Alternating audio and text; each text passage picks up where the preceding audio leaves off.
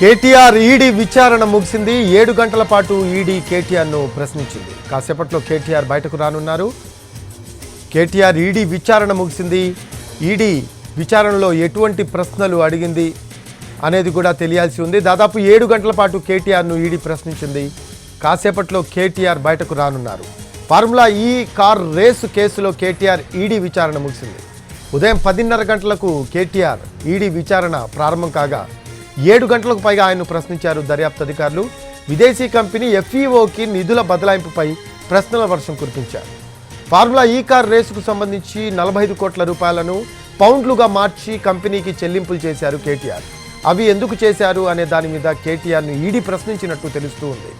నిబంధనలకు విరుద్ధంగా ఎందుకు మనీ ట్రాన్స్ఫర్ చేశారు అనే దాని మీద ఈడీ కేటీఆర్ను ప్రశ్నించినట్టు తెలుస్తూ ఉంది. ఫార్ములా ఈ కార్ రేసు కేసులో కేటీఆర్ ఈడీ విచారణ ముగిసింది. ఉదయం 10:30 గంటలకు కేటీఆర్ ఈడీ విచారణ ప్రారంభం కాగా 7 గంటలకు పైగా ఆయన్ను ప్రశ్నించారు దర్యాప్తు అధికారులు. విదేశీ కంపెనీ ఎఫ్ఈఓకి నిధులు బదలాయింపుపై ప్రశ్నల వర్షం కురిపించారు. దాదాపు 7 గంటల పాటు కేటీఆర్ను ఈడీ అధికారులు ప్రశ్నించారు. మరి కాసేపట్లో కేటీఆర్ బయటకు రానున్నారు. కేటీఆర్ ఈడీ విచారణ పొడిగిచ్చే అవకాశం ఉందా అనేది కూడా సందిగ్ధత నెలకొంది. ప్రస్తుతానికైతే కేటీఆర్ విచారణ ముగిసినట్టు తెలుస్తూ ఉంది. మరి కాసేపట్లో కేటీఆర్ బయటకు వచ్చే అవకాశం కనిపిస్తుంది. ఇప్పుడైతే ఫార్మాలిటీస్ కంప్లీట్ చేస్తూ ఉన్నారు. కేటీఆర్కి ఫార్మాలిటీస్ కంప్లీట్ అయిపోయిన తర్వాత కేటీఆర్ బయటకు వచ్చే అవకాశం కనిపిస్తూ ఉంది. 7 గంటల పాటు కేటీఆర్ను ఈడీ అధికారులు ప్రశ్నించారు. ఉదయం 10:30కు కేటీఆర్ ఈడీ ఆఫీస్కు వెళ్లారు.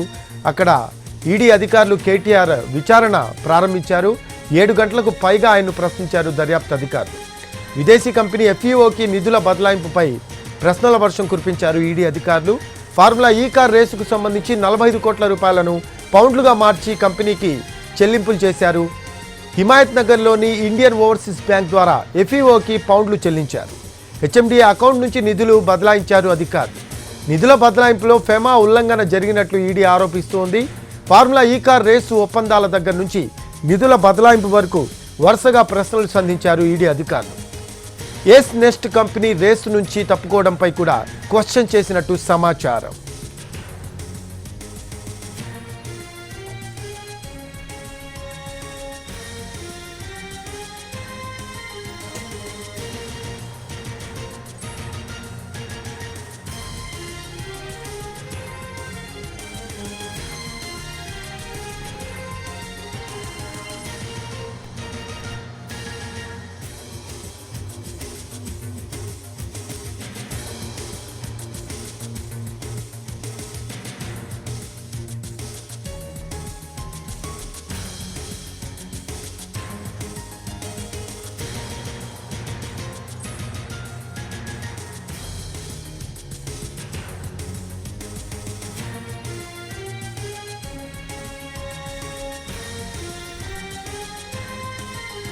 ఫార్ములా ఈ కార్ రేసు కేసులో కేటీఆర్ ఈడీ విచారణ ముగిసింది. ఉదయం 10:30 గంటలకు కేటీఆర్ ఈడీ విచారణ ప్రారంభం కాగా 7 గంటలకు పైగా ఆయన్ను ప్రశ్నించారు దర్యాప్తు అధికారులు. మరి కాసేపట్లో కేటీఆర్ బయటకు రానున్నారు. దీనికి సంబంధించి మరో అప్డేట్స్ తెలుసుకుందాం. మా crime input editor Ramesh Vaitla ఉన్నారు.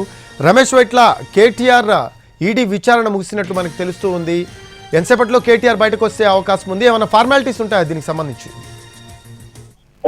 ఏదైతే 6 గంటల లోపు ఈడీ విచారణ ముగించాలని ఒక నిబంధన వరకు కొద్దిసేపటి క్రితమే ఈడీ విచారణ మొత్తం ముగిసినట్టుగా అధికారులు చెప్పడం జరిగింది. దీనికి సంబంధించి ఒక లీగల్ ప్రాసెస్ ఉంటుంది. అంటే ఉదయం నుంచి ఏదైతే కేటీఆర్ ప్రశ్నించారో ప్రశ్నించిన దానికి సంబంధించి డాక్యుమెంటేషన్ రూపంలో తయారు చేస్తారో ఆ డాక్యుమెంటేషన్ రూపంలో తయారు చేసిన దాని మొత్తం మీద కేటీఆర్ చదువుకొని దాని మీద ఒక సంతకం చేయవలసి ఉంటుంది. అయితే దీనికి సంబంధించి పూర్తి స్థాయి ఇప్పుడు లీగల్ ఫార్మాలిటీస్ కొనసాగుతున్నాయి. కొద్దిసేపటి క్రితమే ఈడీ విచారణ ముగిసిందని చెప్పి కూడా ఆల్మోస్ట్ ముగిసిందని చెప్పి కూడా కొద్దిసేపు ప్రకటించున్నారు. అయితే ఇప్పుడు లీగల్ ప్రాసెస్ అయినా జరుగుతుంది. ఆ లీగల్ ప్రాసెస్ పూర్తయిన తర్వాత మరి కాసేపట్లో అటు కేటీఆర్ బయటికి తన బృందంతో కలిసి బయటికి రాను. అయితే అడ్వకేట్ తో సహా అటు ఈడీ కార్యాలయం లోపలికి వెళ్ళినప్పటికీ అడ్వకేట్ ని బయటనే ఉంచి లోపల మాత్రం కేటీఆర్ ఒక్కరినే విచారించారు. కేటీఆర్ దగ్గర నుంచి సమాధానం రాబట్టారు.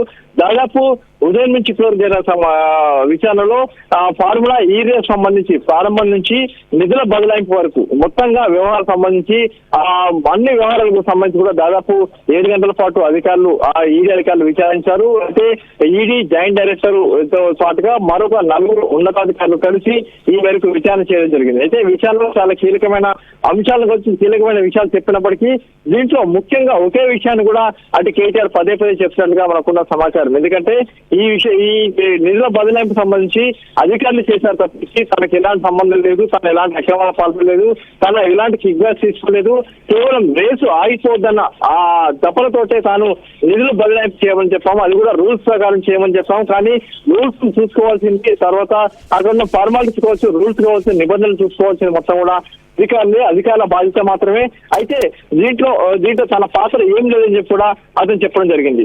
దీంట్లో చూసినట్లయితే ఇప్పటికీ తన పాత్ర లేదు ఇప్పటికని చెప్పండి. అయితే అటు కేటీఆర్ విచారించడానికి ముందు అంతకంటే ముందు ఏదైతే బిఎల్ఎన్ రెడ్డి కావచ్చు, తర్వాత అరవింద్ కుమార్ వీళ్ళిద్దరు విచారించినప్పుడు కేటీఆర్ చెప్తారేమండి డబ్బులు మొత్తం కూడా నిధులు మొత్తం కూడా యూకేలోని ఎఫ్ఈఓ సంస్థకు బదిలీ చేశామని చెప్పి కూడా వాళ్ళిద్దరు స్టేట్మెంట్ ఇచ్చారు. అయితే దీంట్లో మాకు ఎలాంటి సంబంధం లేదు, అటు కేటీఆర్ చెప్తేనే ఈ నిధులు ఇచ్చాము, నిధులు బదిలీ చేశామని చెప్తున్నారు. కాబట్టి దీంట్లో ఇప్పటికీ మనకి ఎలాంటి సంబంధం లేదు, ఈ వ్యవహారంలో తన పాత్ర ఏం లేదని చెప్పి కూడా ఇది చెప్పినప్పటికీ అధికారులు మాత్రం కేటీఆర్ చెప్తేనే మేము మొత్తంగా డబ్బులు బదిలీ చేశామని చెప్తున్నారు. అయితే దీంట్లో ఇప్పటికీ ఈ నిధుల బదలాయింపులో పూర్తిగా ఫేమా ఉల్లంఘన జరిగాయి, ఫేమా నిబంధనలు పాటించలేదు, నిధుల బదలాయింపులో సక్రమంగా ప్రొసీడింగ్ ఫాలో అవ్వలేదు. అంతేకాకుండా